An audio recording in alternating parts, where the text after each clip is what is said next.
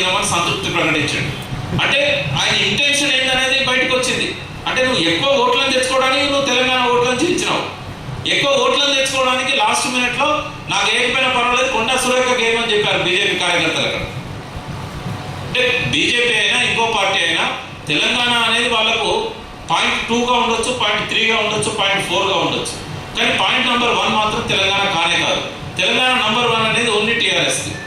అంటే ఎలక్షన్లో పోటీ చేసే పార్టీలలో చెప్తున్నా. కాబట్టి రాజీ లేని పోరాటం ఎవరైతే చేస్తారో వాళ్ళతోనే తెలంగాణ వాదులు ఉండాలి. నా మీద చాలా మంది నిందేస్తారు, టీఆర్ఎస్కి అనుకూలంగా ఉంటాడు, టీఆర్ఎస్కి అనుకూలంగా మాట్లాడుతారంటే ఖచ్చితంగానే టీఆర్ఎస్కి అనుకూలంగానే మాట్లాడదు. ఎందుకంటే ఏదైతే వైఫల్యం తెలంగాణ ఉద్యమంలో ఉన్నదో దాన్ని భర్తీ చేయాలంటే టీఆర్ఎస్ నాయకత్వాన్ని బలపరచాలి, బలోపేతం చేయాలి. అట్లని చెప్పి నేను బీజేపీని ఒక కన్ను టీఆర్ఎస్ ఇంకో కన్ను అనే దౌర్భాగ్యం నేను కాదు. నేను పోలేదు. నేను ఒక్కనే వాయిస్ రేజ్ చేసి కిషన్ రెడ్డిని కానీ బీజేపీని కానీ తూర్పార పట్టినాను. వాళ్ళ టీఆర్ఎస్ పార్టీ కూడా చేయలేదు ఆ పని. ఎందుకంటే నో కన్ఫ్యూజన్. మనము అంశంలా ఉండాలి. నీళ్లను పాలను వేరు చేసినట్టు మనం ఆ నాలెడ్జ్ మనకు ఉండాలి. సరే, చాలా తప్పులు చేస్తున్నది టీఆర్ఎస్ పార్టీ, కేసీఆర్ తప్పులు చేస్తున్నారు. ఆయన ఎందుకు అడ్డుపెట్టుకొని ఉండాల్సి వస్తున్నది అంటే 30 ఏళ్ల నుంచి తెలంగాణ ఉద్యమానికి నాయకత్వ కొరత ఉంది. లేక నాయకత్వాన్ని మనం సృష్టించుకున్నాం. బలహీనతలు లేని మనుషులు ఉంటారు, బలహీనతలు లేని పార్టీలు ఉన్నాయి. అయినా కూడా మన గత్యంతరం లేదు. ఇప్పుడు మళ్ళీ ఇంకో పార్టీని క్రియేట్ చేసుకోవాలంటే ఆ ప్రయత్నం కూడా చేసినాం కదా. టీఆర్ఎస్లో మంచి పొజిషన్లో ఉండి కూడా నేను బయటకు ఎందుకు పోయి ఆయనతో నేను కొట్లాడుకోలేదు, లేకుంటే మాకు ఇద్దరు ఘర్షణలు రాలేదు అంటే ఇంకొక ఆల్టర్నేటివ్ శక్తిగా దేవేందర్ గౌడ్ వస్తున్నాడు. రేపు ఏదైనా సందర్భంలో వీళ్ళిద్దరి మధ్య ఘర్షణలు రాకుండా చూసుకోవాలి.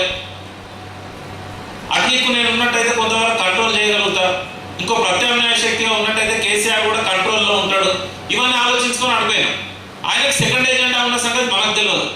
తీరా పోయిన తర్వాత అర్థమైంది ఏంటంటే ఈ తెలంగాణ మీద మమకారంతో రాలేదు. ఈయన తన ఆస్తులను కాపాడుకోవడానికి వచ్చిండు, లేకుంటే తను పాలక వర్గాలతో ఉన్న అండర్స్టాండింగ్తో వచ్చిండు అని చెప్పి తర్వాత అర్థమైంది. అర్థమైన తర్వాత బయటకు వచ్చినాం. తర్వాత ఆయన పోయి చిరంజీవితో పొత్తు పెట్టుకున్నాడు.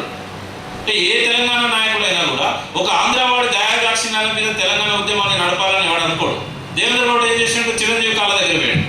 చిరంజీవి ఒక ఆంధ్ర మనిషి, ఆయన కడుగట్టిన సీమాంధ్ర వ్యక్తి, సమైక్యవాది. ఏదో తెలంగాణలో ఓట్ల కోసం కోడిగుడ్లు టమాటాలు కొడుతుంటే అది కూడా జగిత్యాలలో ఎక్కడో తెలంగాణకు నేను అనుకూలం, సామాజిక తెలంగాణను ప్రకటించిండే తప్ప ఆయన ఎక్కడ కూడా తెలంగాణకు అనుకూలమైన వ్యక్తి కాదు. అటువంటి ఆయన సంఘలో జోరాడినవి. అంటే ఒక ప్రత్యామ్నాయ పార్టీ కోసం ప్రయత్నం జరిగింది. చాలా సంస్థలు కూడా ఏంటంటే అటువంటి ప్రయత్నం చేశాయి. బట్ మనం 30 ఏళ్లలో 40 ఏళ్లలో 1970 తర్వాత తెలంగాణ ప్రజాసమితి ఎప్పుడైతే పోయిందో మళ్ళీ 2001 దాకా ఇంకొక పార్టీ రాలేదు, ఇంకొక నాయకుడు రాలేదు.